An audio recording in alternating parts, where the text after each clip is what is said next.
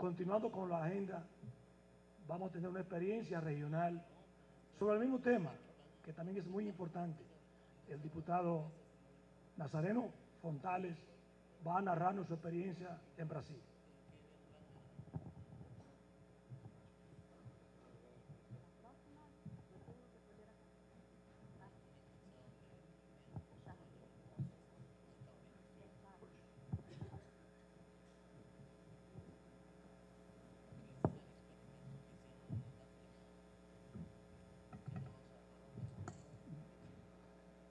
Buenos dias. Vou falar em português porque não sei falar em espanhol. Perdão. A nossa experiência na Frente Parlamentar de Segurança Alimentar e Nutricional nos propiciou, portanto, essa oportunidade de refletir os marcos históricos cada vez mais importantes no Brasil. E a gente agradece ter essa oportunidade mais uma vez, agora aqui no terceiro fórum da frente, poder falar para outros que estão começando a participar agora. A fala da professora Nájila Veloso é, de fato, parte dessa fala conjunta nossa, exatamente para que eu possa falar da dimensão mais política e histórica do processo. E a gente inicia com a citação de um teólogo belga e brasileiro, mas que serviu toda a América Latina, José Comblan, que morreu o ano passado. Nós fizemos uma homenagem no Congresso Nacional a esse grande lutador social através da sua inteligência e dos seus livros. E ele disse isso num dos seus livros, Vocação para a Liberdade. Os novos movimentos sociais descobriram que o único caminho válido para instituir a democracia é a própria democracia. O caminho da liberdade é a própria liberdade. E democracia é quando todos são iguais. Não tem firula, não tem enrolação. Só estamos democraticamente avançados quando todos estivermos socialmente, economicamente, culturalmente, livres e iguais. Esta é a minha compreensão. E o Brasil testemunha parte disso, mas está longe de chegarmos a uma democracia plena. No histórico que escolhi, do pós-guerra, Segunda Guerra até hoje, nós tivemos um período democrático no Brasil, um período de ditadura militar e um novo período democrático, onde estamos vivenciando agora. E a gente percebe que, por exemplo, no período democrático, a sociedade se levanta para participar e, junto com os parlamentares, construírem leis, programas, junto ao Executivo, para satisfazer seus direitos, suas necessidades. Por exemplo, em 46 nós temos uma nova Constituinte, que produz uma nova Constituição num governo democrático, que era do presidente Dutra. É a época em que Josué de Castro, grande defensor, né, desta luta nossa, produz a sua obra mais famosa, Geografia da Fome, diagnosticando já no Brasil diversos problemas, temas atuais que nós estamos falando hoje. Ele já se preocupava naquela época, como a ideia da sustentabilidade, da diversidade regional que o país tinha em relação à fome. E nessa época, no governo Dutra, o Brasil se viu diante de um problema. Tinha muito petróleo e não sabia como trabalhar. E as multinacionais e os países mais ricos queriam tomar de conta. E o presidente foi influenciado por uma visão mais liberal de apresentar um estatuto do petróleo que beneficiava mais as empresas de fora do que as de dentro. E o Brasil não tinha nenhuma empresa estatal. Aí surge um grande movimento social no Brasil, que é o petróleo é nosso. E esse movimento barrou a lei no Congresso. E o presidente não pôde forjar. E daí é que no outro governo, do então Getúlio Vargas, se cria a Petrobras, uma das maiores empresas públicas hoje do mundo. Mas foi graças a uma sociedade civil nas ruas, com lideranças políticas, que se forjou esta ideia de que se o povo não reclama, não se organiza, lá no Congresso ou lá no governo, as coisas não vão acontecer do lado do povo. Vai dar do lado da elite, das minorias ricas, dos poderosos, inclusive de fora. Então essa foi uma grande lição. E veja que eu fiz questão de lembrar ali o Gandhi, porque a independência da Índia se dá exatamente também nesse ano interessante aí já de 47, o ano que o Brasil está vivendo aquele momento de liberdade, a Índia também vivenciando por um grande líder, que foi Gandhi, que ajudou muito na libertação da Índia e que pregava as ideias que nós estamos falando aqui hoje, de igualdade, de distribuição de renda, e deu sua vida por isso, e a gente rende homenagens para eles aqui hoje. Em 48, vem a Declaração dos Direitos, coincide com a morte de Gandhi, que sensibilizou o mundo todo. A gente perceber que depois de muita dor, guerras, lutas em diversos países, é que o mundo produz uma Declaração Universal dos Direitos Humanos. E tem uma cultura muito recente, a ideia de direitos humanos, do ponto de vista das organizações mundiais. E por isso que quando a gente fala no direito à alimentação, esse direito marginalizado, oprimido diante dos outros direitos, ao longo da história, merece que a gente se dedique com mais força, porque a partir dele, mais justiça social e mais igualdade, com certeza vai acontecer, como a gente percebe hoje na atualidade. Então, eu lembro ali também o Josué de Castro, que pela sua luta terminou chegando a dirigir o Conselho da FAO, e depois foi deputado federal. Como deputado federal, foi um grande militante, e aí que surge a famosa campanha da merenda escolar, que gera o programa que a professora terminou de descrevê-lo na sua atualidade. Mas ele nasce pequeno, raquítico, ainda muito frágil, não tinha as características de hoje, em hipótese alguma, né? Era uma coisa muito simplória.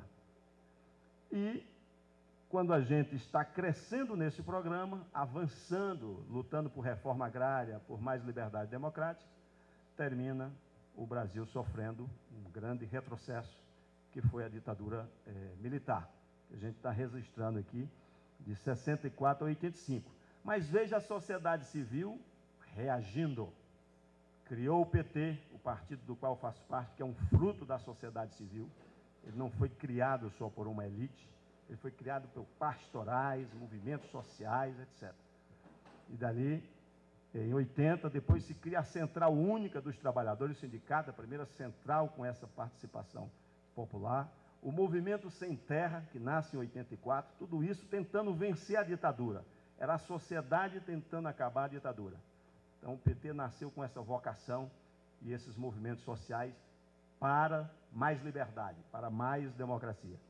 E daí, direta já, que foi um movimento frustrado, não conseguimos, só em 89 que houve eleição para presidente, mas aí surge o governo do Sarney, que o Tancredo Neves morreu. Bom, aí, em 86, estamos de novo começando um processo democrático. Veja, a sociedade realiza a primeira Conferência Nacional de Alimentação e Nutrição. E isso começa a ter impacto. Daí vem o processo constituinte, se produz a nova Constituição, que colocou lá o direito à alimentação escolar. É importante a gente perceber isso. No Brasil, o direito à alimentação escolar já está constitucionalizado desde 88. O direito à alimentação amplo, só 2010. Nós vamos mostrar aí. Mas o direito à alimentação escolar é uma conquista na Constituição de 88 para o ensino fundamental. No governo Lula, passa a ser o ensino básico, incluindo o ensino médio, portanto. Aí vem a criação do CONSEA, em 93. Então, estamos aprofundando a democracia. Houve eleição presidencial, o governo Collor, depois passou o Itamar. Em 93, é que Lula, com José Gomes, pai então de José Graziano, que atualmente dirige a FAO, a gente percebeu que Graziano já tinha um pai lutador que o influenciou depois dentro da própria academia.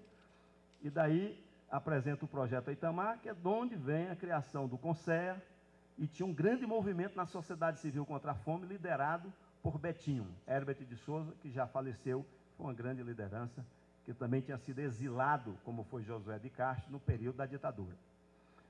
Em 94 acontece a primeira Conferência Nacional da Segurança Alimentar e Nutricional e, portanto, começa o aperfeiçoamento do PNAE. Ele é descentralizado para os municípios, como hoje já ocorre. Vem o governo Fernando Henrique. Como tinha um cunho mais liberal, quer dizer, de menos participação popular, o que ocorre? O movimento social cria o PRONAF, obriga isso a virar lei no Congresso, é verdade.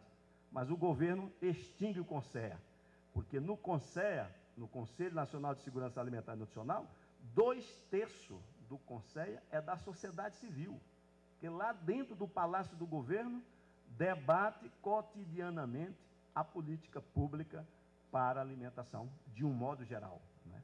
Envolvendo 19 ministérios e os 2/3 da sociedade civil. Então, é muito importante perceber que quando o governo, mesmo eleito, tem visão autoritária de que só o governo governa e o povo obedece, esta visão é contrária a uma visão de democracia participativa, que quem governa é o povo, seus representantes é que obedecem àquela vontade que o povo botou na Constituição e depois, periodicamente, através das leis. E aí, nós vemos, portanto, este avanço e, ao mesmo tempo, o retrocesso na participação popular. Veio a criação do Fórum Brasileiro de Segurança Alimentar. Dezenas de entidades cidadãs se reúnem contra o governo mais liberal, no caso do Fernando Henrique, que tinha extinguido. Aí surge a Política Nacional de Alimentação e Nutrição do Ministério da Saúde, então mais um componente mais para a saúde, não tinha a visão de hoje de segurança alimentar, de soberania alimentar, de direito humano à alimentação. Mas a sociedade produziu o Encontro Nacional de Agroecologia, em 2002. E aí surge a eleição do presidente Lula e começa o programa Fome Zero, com seus desdobramentos, recria-se o CONSEA, né, assim que o governo assume, cria-se o novo programa para a agricultura familiar. Você viu que em 95 tinha o programa de apoio à agricultura familiar, um programa de crédito, que ainda hoje existe e que no governo Lula multiplicou por 5 vezes o seu recurso. Hoje está em torno de 18 bilhões o financiamento da safra 2012-2013 pelo PRONAF no Brasil, 18 bilhões de reais, mais ou menos 9 bilhões de dólares. E o Fórum Brasileiro de Segurança Alimentar que nós temos visto, ele está dentro do CONSEA. Então, vê que a sociedade civil vai entrando no Estado. Por isso que no Brasil hoje tem muita participação popular da sociedade civil, que ela vai entrando nos conselhos, né, pela sua organização externa. Vem a criação, portanto, do PA, que é o Programa de Aquisição de Alimentos, na TV, com spots, nos rádios, etc. E terminou a gente conseguindo o êxito e a frente presente, a frente parlamentar trabalhando conjunto, presente todo o tempo em tudo isso. E nós tivemos essa grata satisfação de 2010 aprovar a emenda constitucional 64, alimentação como direito social. E aí nós estamos registrando que, coincidentemente, isso foi em fevereiro, quando foi em março, realizamos o primeiro fórum, né, desta frente de combate à fome da América Latina e Caribe em São Paulo, onde alguns aqui estavam lá presentes, e dali nasce a organização que já foi contada aqui, né? E o decreto presidencial que institui a Política Nacional de Segurança Alimentar também foi em 2010. Em 2011, ano passado, nós tivemos aquela 4ª Conferência Nacional, onde se lançou o primeiro Plano Nacional de Segurança Alimentar e Nutricional, que está em processo de aplicação, né? A gente tem o costume de realizar a conferência mais 2, significa que no próximo ano nós vamos ter uma conferência de avaliação complementar da 4ª. E aconteceu também o 2º fórum, né, na Colômbia, terminou, alguns parlamentares depois participando, etc. E isso já foi dito. Relançamos a frente no Brasil, e as várias frentes aqui eu estou citando para mostrar que tudo isso é uma coisa boa, porque essa integração latino-americana e Caribe é que mais me motiva, pessoalmente, através desse movimento. Porque eu sei que muito disso vai ajudar um país e outro quando o outro estiver mais fragilizado. Inclusive, há 3 dias atrás, num fórum do Instituto Lula, o próprio ex-presidente Lula, dizia que tem que se criar o marco regulatório da integração latino-americana, envolvendo os movimentos sociais, para não ficar só mercados e empresas. Esse é um desafio que todos nós estamos aqui fazendo, lutando para integrar parlamentares, sociedade civil, para que sejamos de fato uma região mais irmã, mais solidária, que não seja só via o mercado, o interesse empresarial. Bom, tivemos essa sorte de dar continuidade ao governo Lula no governo Dilma, que saiu do programa Fome Zero e adaptou com uma nova, vamos dizer, com um novo título ao apelido, que é Brasil Sem Miséria, que está aperfeiçoando. Ampliou o Bolsa Família, né? Hoje esse combate é feito buscando a família pobre. O Estado é obrigado a fazer o que se chama busca ativa, ir atrás aonde tem alguém que porventura passe fome ou não tenha recurso. O Estado quer lá bancar, dar, cadastrá-lo, que ali é direito, não é favor. Essa é uma coisa que precisa a gente compreender bem. A Bolsa Família faz parte do direito humano à alimentação adequada. É direito, não é a favor. Assim como o direito ao trabalho, o direito à educação, o direito à saúde, são direitos, portanto, deve ser o direito à alimentação, que, na minha opinião, deve ser gratuito, né? Bancado pelo Estado, como se banca a escola pública gratuita, o hospital público gratuito e assim por diante. Esta é a visão de meus sonhos. Espero que a gente contribua juntos para cada vez ter mais esse direito garantido para todos e todas. Bom, tivemos a eleição do Zé Graziano, que eu acho que fortalece, porque essa experiência do Brasil termina pesando nas costas do Graziano e ele tentando ver o que é que pode socializar e ajudar os países da América Latina, principalmente da África agora, que sofre muito, com essas experiências, né? Eu acho que vale a pena. E agora, em 2012, através da iniciativa nossa, na Comissão de Seguridade Social e Família, nós criamos uma subcomissão só para avaliar, durante 6 meses, as políticas de segurança alimentar e nutricional no Brasil. Fizemos a primeira audiência pública sobre o tema da água, que esse é um problema hoje seríssimo. O Brasil, a despeito de ter muita água, tem muitas faltas d'água também em regiões. A região que eu represento está sofrendo nesse momento de seca, né? Então, isso mostra a importância de programa das cisternas, que é levar água para a pessoa a partir da chuva. A gente tem 2 programas, um programa da primeira água, um programa da segunda água, mas que não dá tempo a gente falar, mas que tem muito a ver com a segurança alimentar, né, e nutricional de um modo geral.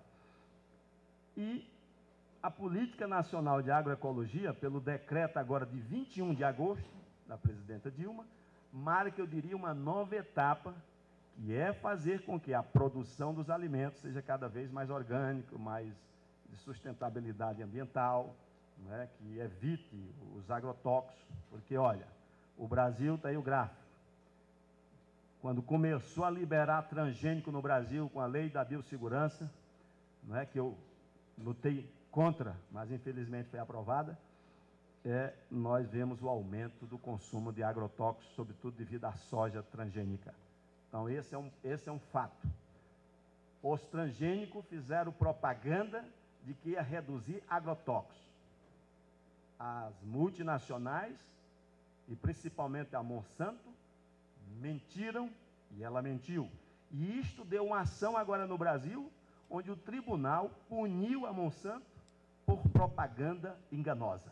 É importante registrar isso aqui para que a gente perceba esta outra luta, que é a luta contra o consumo de agrotóxicos, por uma agricultura cada vez mais agroecológica. E hoje um grande desafio no Brasil já não é a desnutrição. Se vocês olharem os gráficos, por exemplo, déficit de peso, nós temos a redução da desnutrição. Já a obesidade, o excesso de peso, aí para a criança de 5, 9 anos, está crescendo exponencialmente. Este é o grande desafio. Vale para adolescentes, ó, no caso de adolescentes, nós temos excesso de peso, no caso dos meninos, dos adolescentes, cresceu da década de 70 para o ano 2009, aproximadamente 6 vezes. Nas mulheres, menos, porque a gente sabe que já existia um excesso de peso e uma obesidade prevalente da mulher no Brasil anteriormente. Evidentemente, ela não cresce menos, mas é importante perceber que no homem o crescimento é maior. Inclusive, vale para adultos. Os mesmos gráficos podem mostrar isso aí. Então, hoje, para nós, a luta contra agrotóxicos e a luta contra a obesidade, porque não significa só obesidade, é diabetes, hipertensão, as doenças cardiovasculares, que são as doenças, hoje, junto com alguns tipos de câncer, que mais matam no mundo todo. Mata no Brasil, nos Estados Unidos, aqui, em todo canto.